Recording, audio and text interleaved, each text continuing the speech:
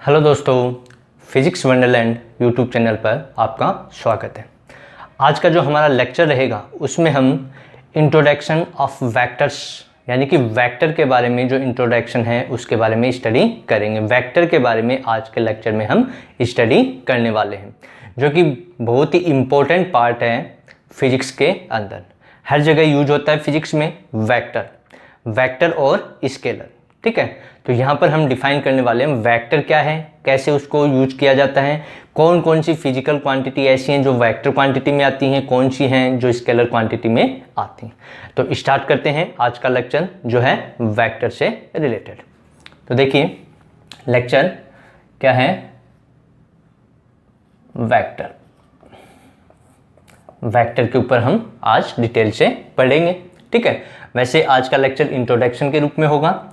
तो सबसे पहले तो हमें पता होना चाहिए कि फिजिकल क्वांटिटीज, वैसे तो हमने पढ़ी हैं 7 फिजिकल क्वांटिटी जो फंडामेंटल होती हैं, लेकिन इसके अलावा और भी फिजिकल क्वांटिटी होती हैं। ठीक है, और उसमें भी क्या है, फिजिकल क्वांटिटीज में कुछ क्वांटिटी ऐसी होती हैं जिनको मेजर करते हैं। ठीक है, और मेजर करते हैं तो उनकी यूनिट वगैरह भी होगी, और कुछ है जिसको हम मेजर नहीं कर सकते हैं।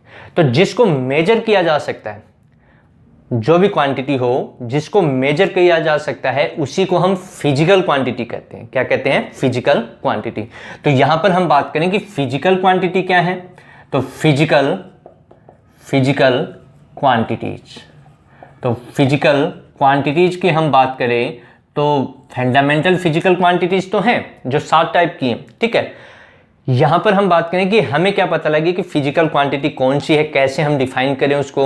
तो फिजिकल क्वांटिटी वो होती है जिसको मेजर किया जा सकता है। अब आप सोचो कैसे, फॉर एग्जांपल, जैसे एग्जांपल में हम बात करें, मान लो मेरे पेन हो रहा है, दर्द हो रहा है, तो कितना हो रहा है, ज्यादा हो रहा है, कम हो रहा है, उसको हम मेजर नहीं कर सकते।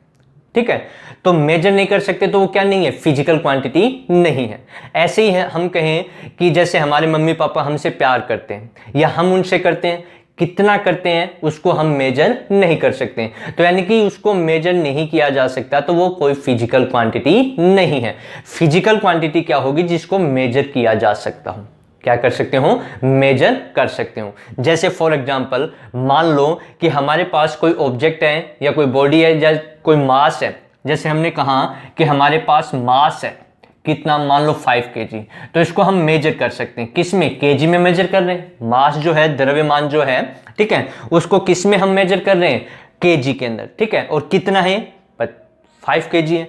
50 kg भी हो सकते हैं। तो हम इसको मेजर कर सकते हैं। किसको? मास को मेजर कर सकते हैं।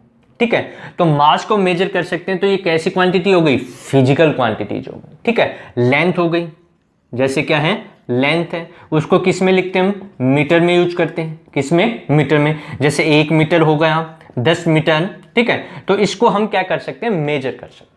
ठीक है, इसके बारे में। लेकिन जैसे हमने कहा कि मान लो हमें पीड़ा हो रही, दर्द हो रहा है, अब वो कितना हो रहा है उसको मेजर थोड़ी कर सकते हैं, तो वो फिजिकल क्वांटिटी में नहीं आएगी। ठीक है, तो फिजिकल क्वांटिटी वो होती हैं जिनको क्या कर सकते हैं? मेजर कर सकते हैं। ठीक है, मेजर करने वाली जो क्वांटिटी जो भी होंगी उनको हम क्या कहेंगे? फिजिकल क्वांटिटीज कहेंगे। ठीक है, अब फिजिकल क्वांटिटी हैं वो भी 2 टाइप की होती हैं। ठीक है, फिजिकल क्वांटिटीज हैं वो कितने टाइप की हैं? 2 टाइप की। वैसे तो फंडामेंटल वो अलग है, लेकिन यहां पर फिजिकल की हम बात करें तो ये भी 2 टाइप की हमें देखने को मिलती है। ठीक है, जिसमें एक तो होता है स्केलर क्वांटिटीज। कौन सी? Scalar quantities. स्केलर क्वांटिटीज होती हैं, और दूसरी होती हैं वेक्टर क्वांटिटीज। कौन सी? Vector quantities. ठीक है, तो जैसे बताया आज का जो लेक्चर है हमारा वो इंट्रो के रूप में होगा, इंट्रोडक्शन हम करेंगे। तो scalar quantities and vector quantities. अब हम बात करें कि फॉर एग्जांपल में, जैसे मैंने कहा, अब वेक्टर का और स्केलर का इंपॉर्टेंस क्या है, कैसे हमें कैसे पता लगे कि वेक्टर क्वांटिटी कौन सी है, स्केलर क्वांटिटीज कौन सी होती हैं। ठीक है, तो देखिए एक एग्जांपल हम लेते हैं। मान लो मैंने आपको कहा कि मेरे पास 10 kg का कोई मास है। क्या है? 10 kg का मास। तो ये अपने आप में कंप्लीट है। ये अपने आप में क्या है? कंप्लीट। यानी कि यहां पर हमने मैग्नीट्यूड यूज किया है। ठीक है, तो जहां पर अपने आप में कंप्लीट हो, मैग्नीट्यूड ही यूज हो, क्या यूज हो, मैग्नीट्यूड। ऐसा ही दूसरा एग्जांपल मैं कहूँ कि मैं आपके घर से 5 या 7 किलोमीटर की दूरी पे हूँ। कहाँ पर, 5 या 7 किलोमीटर की दूरी पर आपके घर के पास। अब आप देखोगे कि घर के पास 5 या 7 किलोमीटर की जो दूरी है वो किधर हो सकती है, इधर होगी, इधर होगी, उधर होगी, या इधर होगी, किधर होगी, हमें कोई आइडिया नहीं। तो वो कंप्लीट नहीं है, वहां पर रिक्वायरमेंट है किसकी। जैसे मैं कहूं कि मैं आपके घर के पास 5 किलोमीटर की दूरी पर इस दिशा में हूं या इस डायरेक्शन में हूं, तो वहां पर डायरेक्शन का यूज करते ही हमें एक क्लियर हो गया, तो वो कंप्लीट हो जाएगा। ठीक है, तो जहां पर कंप्लीट हो नहीं हो उससे हम डिफाइन करते हैं। जैसे मैंने कहा कि मेरे ऊपर फोर्स लग रहा है, 5 न्यूटन का फोर्स लग रहा है। ठीक है, अब किधर लग रहा है मेरे ऊपर, इधर लग रहा है, इधर लग रहा है, अंदर ऊपर से लग रहा है या ऐसे लग रहा है, कैसे भी फोर्स लग सकता है। ठीक है, तो यहां पर डायरेक्शन रिक्वायरमेंट होती है। तो जो वो क्वांटिटी, वो फिजिकल क्वांटिटी जिसमें डायरेक्शन हो और मैग्नीट्यूड होता है, उनको हम बोलते हैं वेक्टर क्वांटिटीज। और स्केलर क्वांटिटीज जो होती हैं, इसमें केवल ओनली एंड ओनली क्या होता है, मैग्नीट्यूड होता है। क्या होता है, मैग्नीट्यूड, मैग्नीट्यूड होता है। ठीक है, इनमें क्या होता है, मैग्नीट्यूड। जैसे मैंने कहा मास हमारे पास 5 kg। ठीक है, तो ये यूनिट तो होगी, कोई भी फिजिकल क्वांटिटी होगी उसकी यूनिट तो होगी, लेकिन यहां पर यूनिट की बात नहीं कर रहे हम बात कर रहे हैं कि स्केलर है या वेक्टर। तो यहां पर देखिए इसका मैग्नीट्यूड हमें मिलेगा, क्या मिलेगा, मैग्नीट्यूड। तो जो स्केलर क्वांटिटी है उसमें ओनली क्या होता है, मैग्नीट्यूड होता है। ठीक है, मैग्नीट्यूड की रिक्वायरमेंट होती है। लेकिन इन केस वेक्टर क्वांटिटीज, यानी कि कौन सी क्वांटिटीज में, वेक्टर क्वांटिटीज में हमें क्या चाहिए, मैग्नीट्यूड होना चाहिए, मैग्नीट्यूड होना चाहिए, और प्लस में क्या होनी चाहिए, डायरेक्शन होनी चाहिए। क्या होनी चाहिए, डायरेक्शन। यदि डायरेक्शन नहीं है, ठीक है, तो ओनली मैग्नीट्यूड है, डायरेक्शन नहीं है, तो हम क्या कहेंगे, वो एक स्केलर क्वांटिटी है। ठीक है, तो इस टाइप से हम डिफाइन करते हैं कि स्केलर क्वांटिटी में किसकी रिक्वायरमेंट होती है, मैग्नीट्यूड की होती है। ठीक है, और वेक्टर क्वांटिटी में किसकी, मैग्नीट्यूड और डायरेक्शन दोनों का बोथ होता है। किसमें, वेक्टर क्वांटिटीज में। ठीक है, अब हम एग्जांपल की बात करें कि इसका जो एग्जांपल है स्केलर क्वांटिटीज का एग्जांपल, जैसे मास हो गया, द्रव्यमान है, लेंथ हो गई, लेंथ नहीं कहें, डिस्टेंस कह दें हम इसको, क्या कह दें, डिस्टेंस, डिस्टेंस हो गई, टाइम हो गया, ठीक है, वर्क हो गया। ये जो क्वांटिटीज हैं फिजिकल क्वांटिटीज, ये कौन सी कैटेगरी में आती हैं, स्केलर में आपको।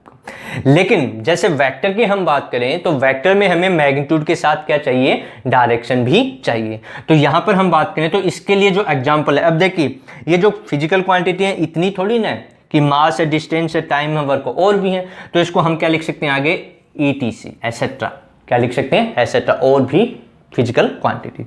इसमें एग्जांपल में जैसे वेलोसिटी हो गई, क्या हो गई, वेलोसिटी हो गई। ठीक है, जैसे एग्जांपल में हम कहें, मान लो मेरी स्पीड है 5 मीटर पर सेकंड, क्या है, 5 मीटर पर सेकंड स्पीड है, तो ये कंप्लीट नहीं है। ठीक है, कंप्लीट होगा कौन सी डायरेक्शन में, कौन सी डायरेक्शन में है। ठीक है, तो वहां पर हम यूज करते हैं वेलोसिटी। ठीक है, तो वेलोसिटी कैसी हो गई, वेक्टर क्वांटिटी हो गई।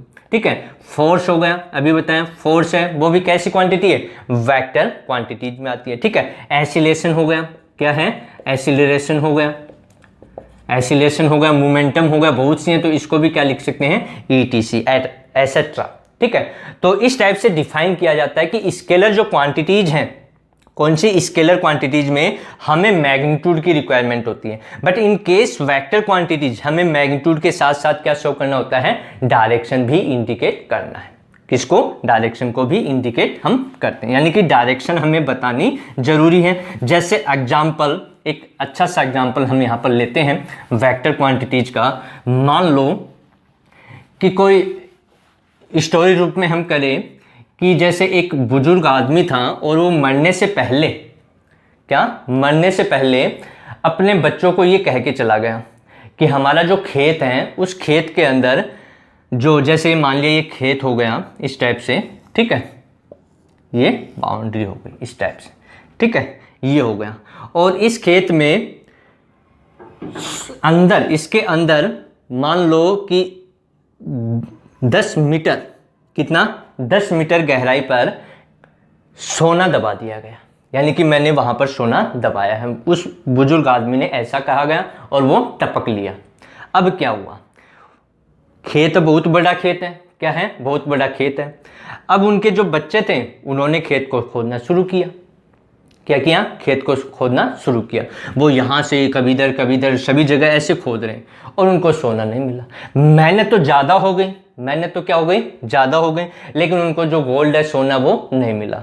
तो उसने क्या गलती कर दी वहाँ पर, उसने गलती ये कर दी कि यदि वो बता देता, जैसे मान लो यहाँ पर एक पेड़ है हमारे खेत में और उस पेड़ के जो ये जड़ है इससे यहाँ पर राइट में लेफ्ट में या नीचे की ओर इधर इस गहराई में, यानी कि जैसे ये इस राइट में बता देता, वो राइट में यहाँ से इतनी डिस्टेंस चलने के बाद इतनी गहराई के ऊपर गोल्ड रखा हुआ है, तो वो इतना खोदने की उनको रिक्वायरमेंट नहीं होती। ठीक है, तो यहाँ पर यदि वो डायरेक्शन बता देता, क्या बता देता, डायरेक्शन, यानी कि दिशा बता देता कि इस दिशा में इतनी गहराई के ऊपर है, तो पूरा खेत खोदने की आवश्यकता नहीं पड़ती। ठीक है, तो ऐसी स्थिति में रिक्वायरमेंट है वेक्टर क्वांटिटी में, किसकी, डायरेक्शन की। यानी कि कुछ ऐसी चीजें होती हैं जहां पर डायरेक्शन यूज करना होता है, और डायरेक्शन जैसे ही होगा तो वहां पर उनका इंपॉर्टेंस भी होगा और जो चीजें हैं वो इजी हो जाती हैं, आसान हो जाती हैं। जैसे एग्जाम्पल के लिए मान लो कि रोड के ऊपर चौतरफा रास्ता है, चारों तरफ से इस प्रकार से रास्ता है।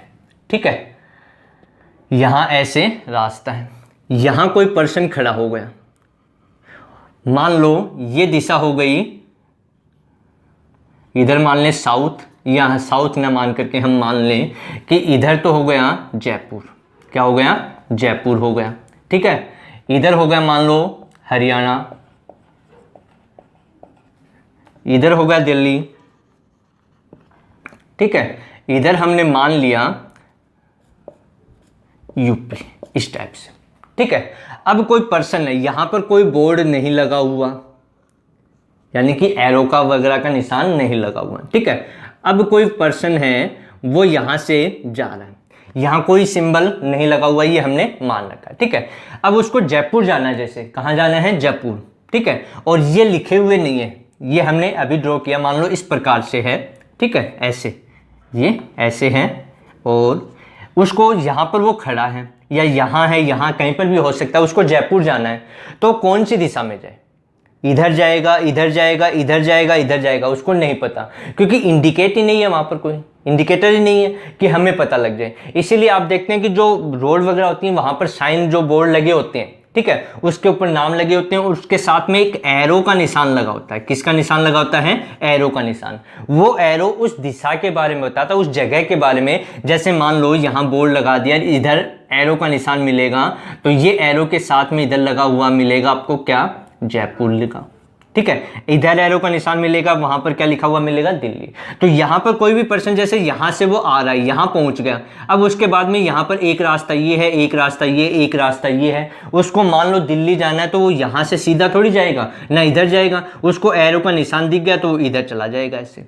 ठीक है, तो ये एरो का निशान क्या इंडिकेट कर रहा है, ये दिशा के बारे में बता रहा है। ये किसके बारे में बता रहा है, डायरेक्शन के बारे में। किसके बारे में, डायरेक्शन के बारे में। ठीक है, तो यहां पर डायरेक्शन इंपॉर्टेंट है, यहां पर क्या है, डायरेक्शन इंपॉर्टेंट है। तो ऐसे जो वेक्टर क्वांटिटी हैं, कौन सी क्वांटिटी, वेक्टर क्वांटिटी है। ठीक है, अब मान लो जैसे हम बात करें फोर्स की, किसकी बात करें, फोर्स की बात करें। ठीक है, अब कहा कि इस बोर्ड को गिराना है, जैसे ये बोर्ड है इसको गिराना है, तो क्या मैं ऐसे धक्का लगाऊं इसके, यानी कि इधर फोर्स लगाऊं, तो इधर फोर्स लगाएंगे, क्या गिर जाएगा, नहीं गिरेगा। या तो इसको ऐसे लगाऊं, या ऊपर की ओर, या इधर खींचे इसको। ठीक है, तो वो डायरेक्शन हो गई। यदि मैं ऐसे इसके ऊपर इस प्रकार से फोर्स अप्लाई करता रहूंगा तो ये बिल्कुल नहीं गिरने वाला। ठीक है, तो हमें क्या करना पड़ेगा, या तो ऐसे इसके ऊपर से ऐसे हम फोर्स लगाएं जिससे नीचे की ओर जाए, या इसमें भी ये कहा जाए कि हमें इधर इसको गिराना है, नीचे नहीं गिराना, ऊपर नहीं, इधर हमें गिराना है। तो इस दिशा में, इस डायरेक्शन में हमें क्या करना पड़ेगा, फोर्स करना पड़ेगा। तो वहां पर इंपॉर्टेंट चीज क्या है, डायरेक्शन है, दिशा है। ठीक है, तो जिसमें डायरेक्शन होती है, मैग्नीट्यूड तो होगा, मैग्नीट्यूड तो स्केलर क्वांटिटी में भी होता है, लेकिन जब डायरेक्शन की बात आती है तो वो कौन सी क्वांटिटी में मिलता है, वेक्टर क्वांटिटीज जो होती हैं उसमें डायरेक्शन की रिक्वायरमेंट होती है। ठीक है, तो यहां पर अब इस कि जो वेक्टर है उनका इंपॉर्टेंस क्या है उसके बारे में हम पढ़ लेते हैं। ठीक है, तो यहाँ पर अब हम बात करें कि जब डायरेक्शन की हम बात करें तो हमें कैसे पता लगे वेक्टर क्वांटिटी है उनको कैसे रिप्रेजेंट किया जाता है। ठीक है, तो वेक्टर, देखिए वेक्टर जो होता है उसको नॉर्मली किसके द्वारा रिप्रेजेंट करते हैं, कैसे हमें पता लगे। जैसे हमने ये लिख दिया, ए लिख दिया, बी लिख दिया, स्मॉल ए लिख दिया, हमें क्या पता है ये वेक्टर क्वांटिटी है, स्केलर क्वांटिटी, इनका कुछ आइडिया तो हो, हमें पता तो हो कि ऐसा कोई सिंबल हो जिससे हमें पता लगे कि ये वेक्टर क्वांटिटी है या ये स्केलर है या ये वेक्टर है या तीनों ही वेक्टर है या तीनों ही स्केलर है, उसके बारे में भी हमें पता होना चाहिए। तो उसके लिए क्या किया गया, उसके लिए किया गया है जो नोटेशन है इसका कि वेक्टर जो होता है उसको एरो के निशान के द्वारा, किसके द्वारा, एरो के साइन के द्वारा रिप्रेजेंट किया जाता है, ये जो होता है। ठीक है, अब ये इसका जो होता है ये टेल होता है और ये हेड होता है। ठीक है, ये इसकी पूंछ है और ये इसका सर मान सकते हैं। ठीक है, हेड हो गया, ये टेल हो गया। ठीक है, अब ये जो है ये एरो के निशान के द्वारा हम क्या करते हैं, वेक्टर को रिप्रेजेंट करते हैं। जैसे मान लो मैंने कहा वेक्टर ए, तो ए तो लिख दिया मैंने, अब वेक्टर, वेक्टर ये हो गया। तो ये जो होगा, ये जो वेक्टर है ये हमें क्या बताता है, बात आती है कि वेक्टर जो एरो का निशान है ये जो एरो का निशान है वो क्या बताता है। एरो का निशान दो चीजें बताता है, एक तो मैग्नीट्यूड, क्या बताएगा, मैग्नीट्यूड जो कि हर क्वांटिटी में होगा, और दूसरी कंडीशन बताता है डायरेक्शन, क्या बताता है, डायरेक्शन। तो मैग्नीट्यूड भी बताएगा और डायरेक्शन भी बताएगा। ठीक है, अब देखिए नॉर्मली हमने यहां पर मान लो एक तो ये लिख दिया हमने और एक एरो ये बना दिया। ठीक है, अब ये पूछ लिया जाए कि ये तो वेक्टर ए है और ये वेक्टर बी है, तो इनमें से बड़ा कौन सा है, हमें तो कोई वैल्यू नहीं है। ठीक है, नॉर्मली इनका नोटेशन यूज नहीं होता, लेकिन ये चीजें हमें पता होनी चाहिए कि एरो के द्वारा भी हम क्या एक्सप्लेन कर सकते हैं। ठीक है, नॉर्मली तो हम मैग्नीट्यूड का यूज करते हुए ही हम बताएंगे कि ये बड़ा है या फिर ये बड़ा है, लेकिन एरो के निशान के अनुसार, यानी कहने का मतलब जैसे एक तो ये दिया हुआ है, ठीक है, और एक ये दिया हुआ है और एक कंडीशन में ये दिया हुआ है, इस प्रकार से। ठीक है, ये वेक्टर ए हो गया मान लो, ये वेक्टर बी हो गया और ये हो गया वेक्टर सी, और ये पूछ लिया जाए इनकी वैल्यू हमें दी हुई नहीं है तो इन तीनों में क्या रिलेशन होगा। ठीक है, तो नॉर्मली जब हम बात करते हैं तो यहां पर देखिए एरो का जो निशान जिसका जितना बड़ा, जैसे ये बड़ा हो गया और ये छोटा, तो यहां पर इस B का जो मैग्नीट्यूड होगा वो A के मैग्नीट्यूड से ज्यादा होगा, यानी कि एरो का निशान यहां ये ज्यादा बड़ा है और ये छोटा है, तो इसका मैग्नीट्यूड जो होगा वो इसके मैग्नीट्यूड से ज्यादा होगा। अब मैग्नीट्यूड कैसे लिखते हैं, तो इस प्रकार से लिखा जाता है, ये मैग्नीट्यूड, ये जो लाइन हमने लिखी है यहाँ पर इस प्रकार से खड़ी हुई लाइन, ठीक है, ये जो है वो मैग्नीट्यूड को बताता है। तो अब इसका मतलब ये हुआ कि ये जो होगा ये डायरेक्शन नहीं बताएगा, ये क्या नहीं बताएगा, डायरेक्शन नहीं बताएगा, ये ओनली क्या बताएगा, ओनली किसके बारे में बताएगा, मैग्नीट्यूड के बारे में, किसके बारे में, मैग्नीट्यूड के बारे में बताएगा। तो यहां पर B का मैग्नीट्यूड किससे ज्यादा है, A से, तो इसको ऐसा लिखा जा सकता है, क्या लिखा जा सकता है, ऐसे। ठीक है, यदि मैं ऐसा लिख दूं B, तो ये हमें क्या बता रहा है, ये दो चीजें बता रहा है, ये मैग्नीट्यूड भी बता रहा है, क्या बता रहा है, मैग्नीट्यूड के बारे में बता रहा है और किसके बारे में बता रहा है, डायरेक्शन के बारे में भी बता रहा है। ठीक है, लेकिन ये जो कंडीशन हमें देखने को मिलेगी, ऐसा हम यदि ऐसी खड़ी लाइनें लगा दें तो ये जो सिंबल होता है, ऐसा जो सिंबल हमने बनाया, ये किसका सिंबल, ओनली मैग्नीट्यूड का, किसका है, मैग्नीट्यूड, इसमें डायरेक्शन नहीं होगी, इसमें डायरेक्शन नहीं होगी। तो यहां से अब रिलेशन निकाल सकते हैं क्या, कि यहां से देखें A और B तो इक्वल हैं लेकिन C इन दोनों से बड़ा है, तो यहां से लिखा जा सकता है कि C का मैग्नीट्यूड बड़ा है किससे, A के मैग्नीट्यूड से बराबर B के मैग्नीट्यूड से, यानी कि ये दोनों तो इक्वल हैं, ये दोनों क्या है, ऐसा भी लिख सकते हैं, ये दोनों इक्वल हैं। ठीक है, इन दोनों का मैग्नीट्यूड इक्वल हमने मान लिया, तो C का जो मैग्नीट्यूड होगा वो इन दोनों के मैग्नीट्यूड से क्या होगा, ज्यादा। तो ये जो एरो का निशान है, जो सिंबल हमने लिया, ठीक है, ये छोटा है ये बड़ा है, तो यहां से यदि हमें वैल्यू नहीं दी गई हो, ठीक है, तो हम क्या बताएंगे कि जो एरो बड़ा होगा उसका मैग्नीट्यूड ज्यादा होगा। ठीक है, तो ये ऐसे ध्यान रखना है। अब मान लो कि हमें अब हमने लिखा जैसे वेक्टर ए, इसको एक ऐसे लिख दिया मैंने, ठीक है, और एक ऐसे लिख दिया, क्या लिख दिया, एक तो ऐसे लिख दिया हमने, इसके ऊपर एरो का निशान, इसके ऊपर भी एरो है और साथ में ये लगा दिया, और ये तीनों ही किसको बता रहे हैं? क्या तीनों एक ही चीज है?